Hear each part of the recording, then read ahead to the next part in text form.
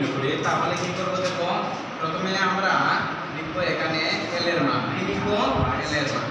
l সমান সমান হচ্ছে অর্থাৎ এখানে প্রচুরক যত আছে প্রচুরক বলতে এখানে সর্বাধিক সংখ্যাটা হচ্ছে আমার 9 9 এর নিম্ন মান হচ্ছে 30 তাহলে এখানে l এর মান হচ্ছে 30 তারপরে কি হচ্ছে দেখো তারপরে হচ্ছে আমার f1 কি আছে f1 বলতে বোঝায় প্রচুরক যে সংখ্যাটা আছে এটা পূর্ববর্তী সংখ্যার বিয়োগফল অর্থাৎ 9 থেকে 5 গেলে কি 4 থাকে কত থাকে 4 থাকে তারপরে হচ্ছে আমাদের f2 কত থাকবে f2 বলতে অর্থাৎ আমার প্রচুরক যে সংখ্যাটি আছে এটার পরবর্তী সংখ্যার বিয়োগফল তাহলে 9 থেকে 7 গেলে কি 2 থাকবে কত থাকবে 2 থাকবে তারপরে হচ্ছে শ্রেণীব্যক্তি হচ্ছে অর্থাৎ 20 থেকে 24 পর্যন্ত এখানে শ্রেণীব্যক্তি হচ্ছে 5 অর্থাৎ h সমান হবে এখানে 5 এখন আমরা প্রচুরকের সূত্রটা লিখব সুতরাং প্রচুরক সমান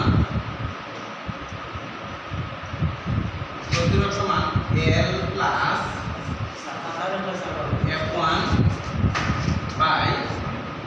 f1 plus f2 into h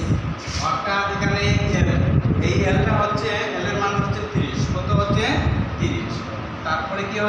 কি আছে দেখো f1 এর মানটা হচ্ছে 4 কত আছে 4 তারপরে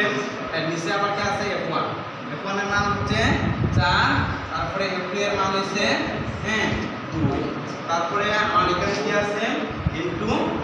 h মানে শ্রেণীব্যক্তি হচ্ছে আমার 5 তাহলে কি করব দেখো এই 30 এর 30 লিখব তারপরে কি করব দেখো